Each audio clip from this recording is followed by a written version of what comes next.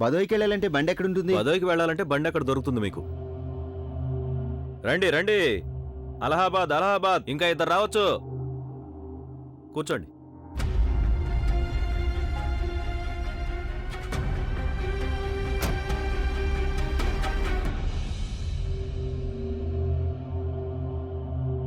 Taxi కావాలా నీకు?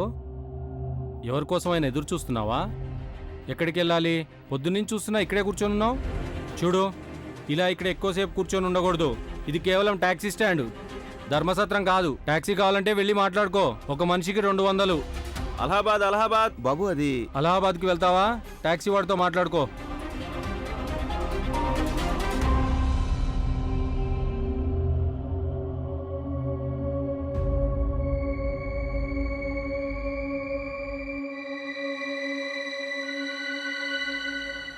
Allahabad Allahabad. Madam అలహాబాదేనా? రండి, తొందరగా రండి. ఆ పక్కన కూర్చోండి. వెళ్ళి అక్కడ కూర్చోండి. ఇంకొక మనిషి వస్తే చాలు, వెంటనే వెళ్ళిపోదాం. అలహాబాద్ అలహాబాద్. ఓ బాబు, ఆటో ఆపు, కొంచెం ఆటో ఆపు. ఆపు, ఒక నిమిషం ఇక్కడే ఉండు. గంగా,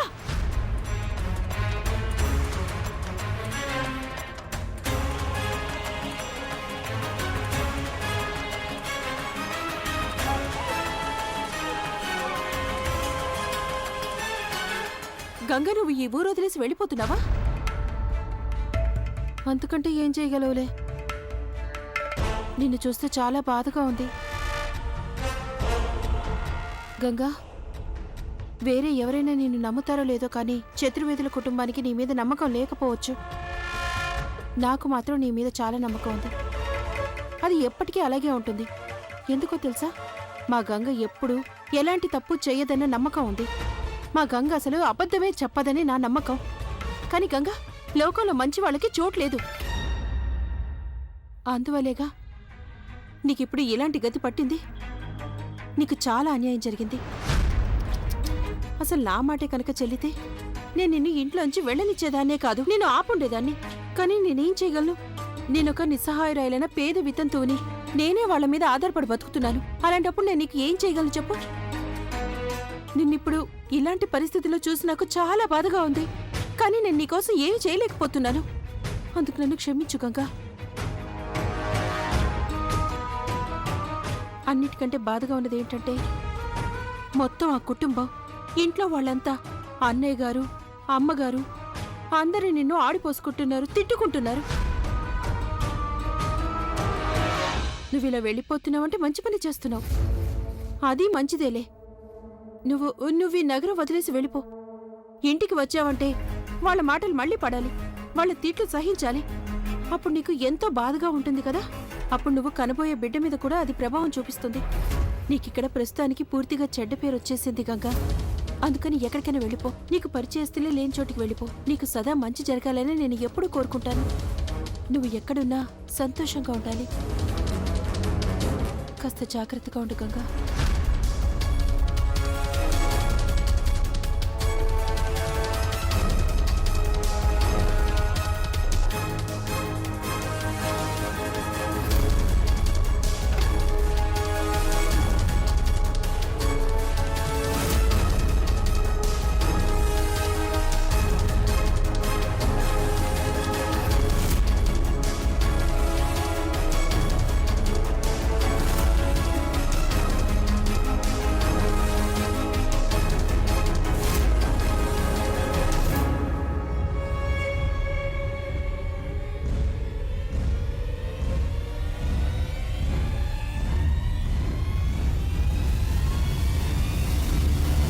సరే పద బాబు.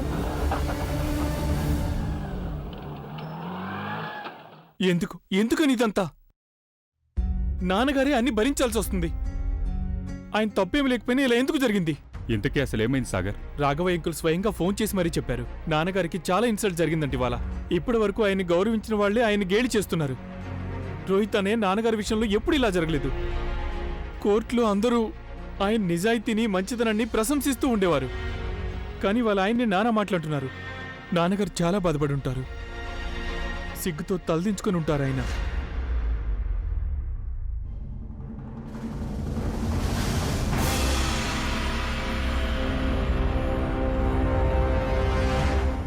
నాన్నగారు మీరు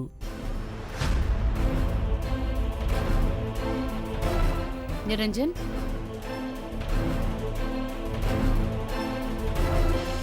I can't seem like this. ఇదంతా గంగ వల్లే జరుగుతుంది. దీనికి ఆ గంగే కారకురాలు. నేను తనని ఎన్నటికీ క్షమించను.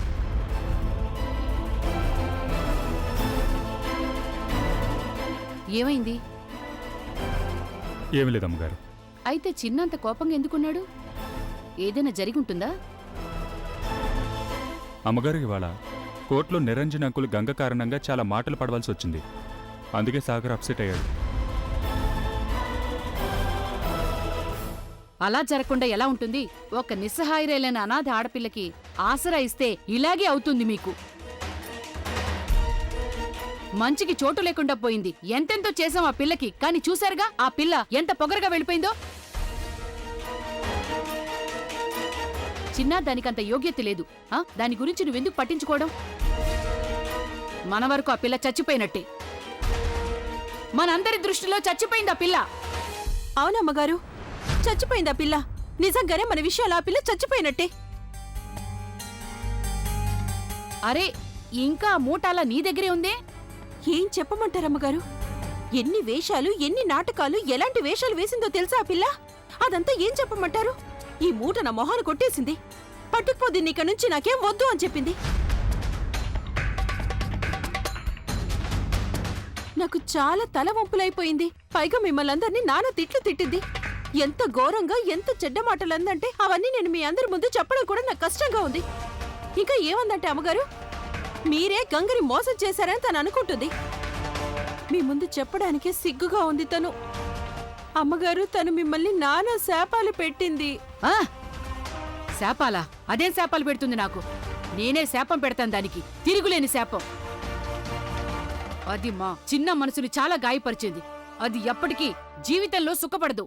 చూస్తావుగా, దానికి మనశ్శాంతి అనేది ఉండదు. అది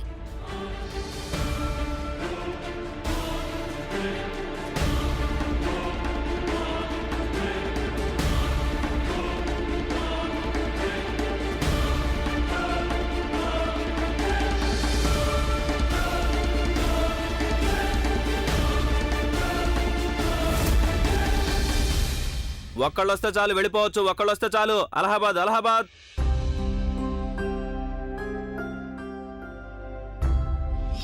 నేను చెప్పేది ఒకటి బాగా గుర్తుపెట్టుకో తల్లి, మర్చిపోవద్దు. ఈ లోకులు నీకు ఏం లేకుండా చేసినా సరే వాళ్ళు ఎవరి తలరాతని ఎప్పటికీ మార్చలేరు. అర్థమైందా? మా గంగ తలుచుకుంటే సులువైన దారిని ఎంచుకోగలదు. కానీ తను అలాంటి పని చేయలేదు. తనెప్పుడూ అన్యాయం ముందు తల వంచనే వంచదు. వంచిందా చెప్పు? మరెందుకు ఇలా కంగారు పడుతున్నావు తల్లి? ఎంత మాత్రం బెంగ పెట్టుకోకు. ఈ సవాల్ను అంగీకరించావు కదా నువ్వు.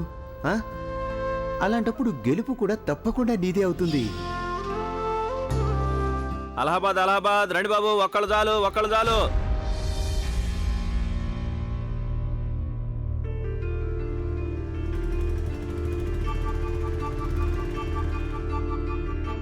నేనెప్పుడు బాధలో ఉన్నా, నాకెప్పుడు కష్టం కలిగినా నా అన్నగారు ఎప్పుడు నా దగ్గరే ఉండేవారు.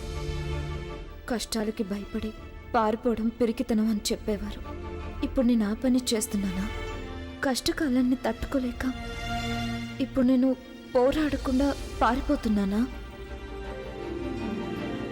అందుకే నాన్నగారు నా దగ్గరికి రాలేదు. అంటే నేను నాన్నగారిని నిరాశపరిచానా? పరిస్థితుల్ని తట్టుకోలేక పారిపోతున్నాను నేను.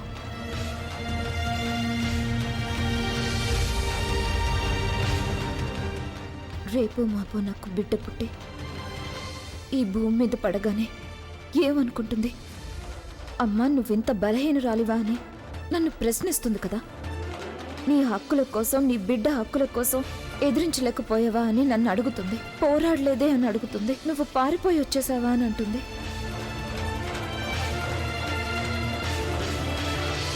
ఒక్కళ్ళు బాబు, ఒక్కళ్ళు వస్తే చాలు. అలహాబాద్ వెళ్ళిపోదాం. రండి రండి, త్వరగా రండి, వెళ్ళిపోదాం. రండి బాబు, రండి.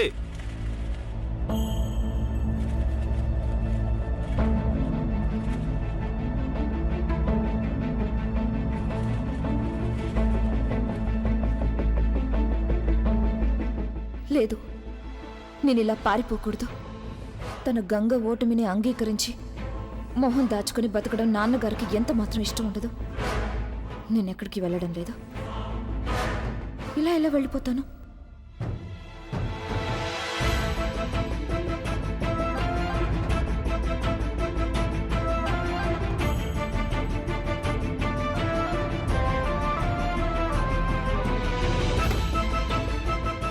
ఈరోజు ఏమైంది అసలు?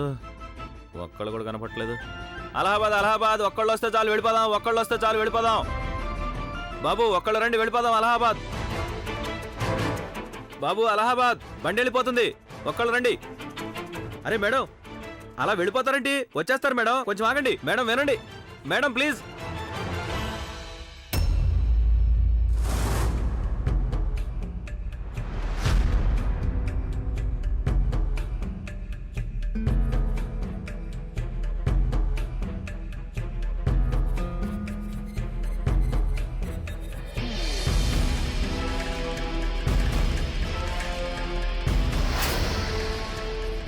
అదేంటి గురు, తను అలా వెళ్ళిపోతుందేంటి? అటు నుంచి అసలు దారే లేదే. ఏయ్ అదంతా నీకెందుకురా, ఒంటి మీద నగలేనున్నాయి చూడు, పద పద.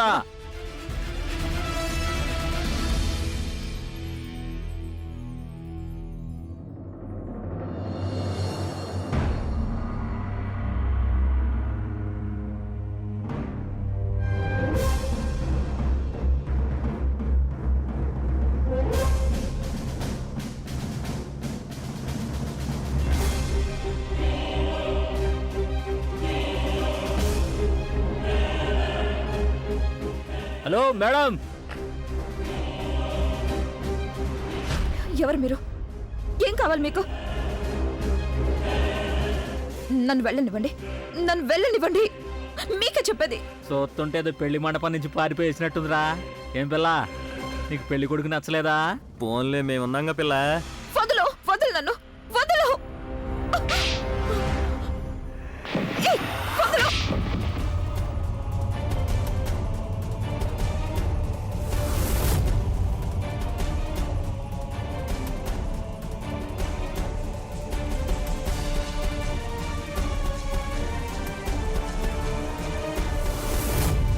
ఏంది ఏసాలు ఎత్తనావా? ఇప్పుడు నేను ఎవడిగా పడతాడు సొత్తాను.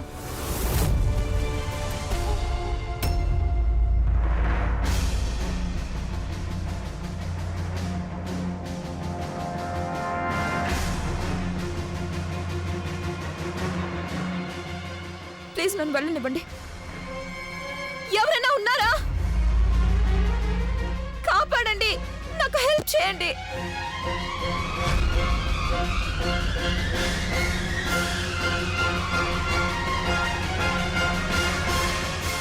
వదులు వదలండ్రా నన్ను, మీకే చెప్పేది. ప్లీజ్ ఎవరైనా హెల్ప్ చేయండి.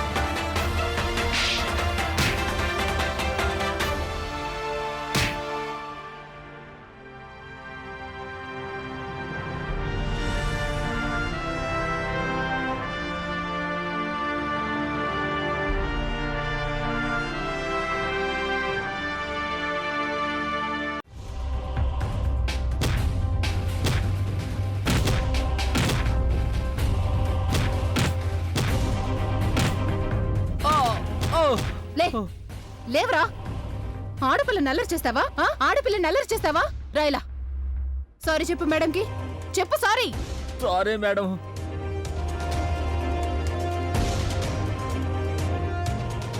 ఇంకోసారి ఎవరైనా అమ్మాయి నల్లరి చేసావో నీ ఎంత చూస్తాను.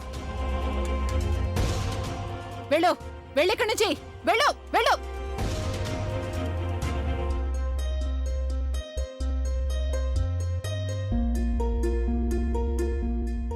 నీకేం కాలేదుగా?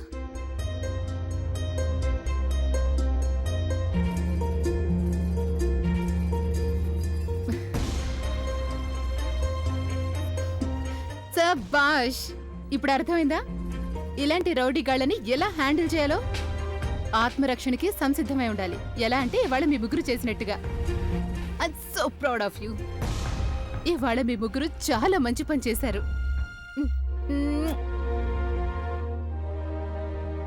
సరేనండి, మాకు స్కూల్కి టైం అవుతుంది, మేము వెళ్తున్నాం. సరే బాయ్.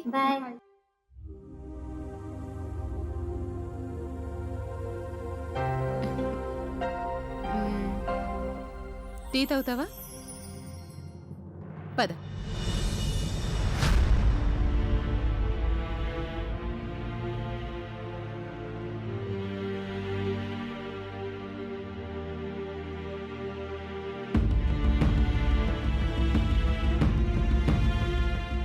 ఈ నగరంలో కేవలం ఈ ఇద్దరు గుండాలు రౌడీలు మాత్రమే లేరు. ఇలాంటి ఎందరో గుండాలు రౌడీలు ఒంటరిగా ఉన్న ఆడపిల్లని అల్లరి చేసే అవకాశం ఎప్పుడు దొరుకుతుందా అని ఎదురు చూస్తూ ఉంటారు. అర్థమైందా? ఇక నువ్వే డిసైడ్ చేసుకో. టీ కావాలో లేక నగరంలో ఉన్న రౌడీలు కావాలో?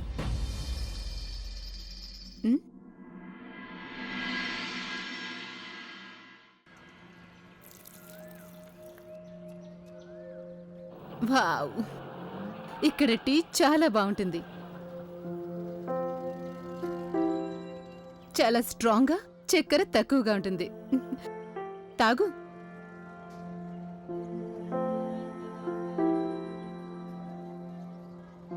నీ గురించి కాకపోయినా కనీసం నీకు పుట్టబోయే బిడ్డ గురించైనా ఆలోచించు.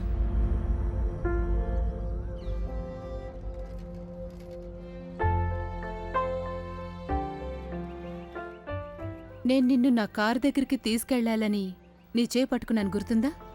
అప్పుడే నేను నీ నాడిని బట్టి గుర్తుపట్టాను. అప్పుడే తెలిసింది నువ్వు తల్లివి కాబోతున్నావని. ఇక టీ తాగు, అలాగే ఏదైనా కొద్దిగా తిను. నువ్వున్న స్థితిలో పస్తులుంటే అది పొట్టుబోయే బిడ్డ ఆరోగ్యానికి మంచిది కాదు. బాబు, కొంచెం బిస్కెట్లు ఇవ్వు.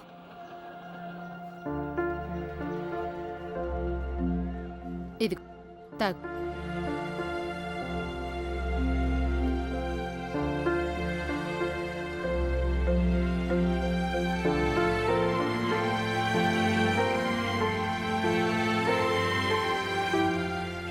ఎక్కడికి వెళ్ళాలనుకుంటున్నావు?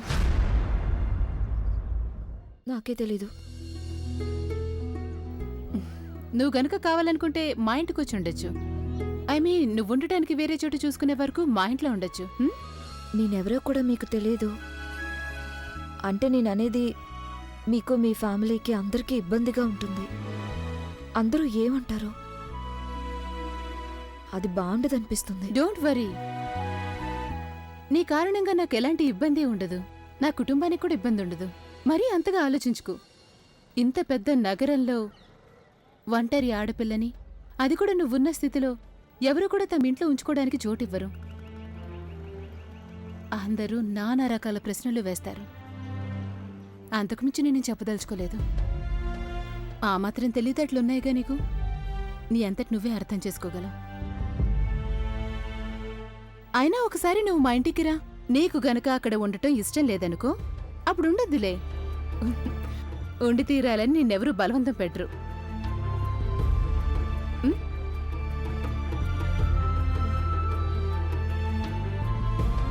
సరే అయితే అలాగేలండి.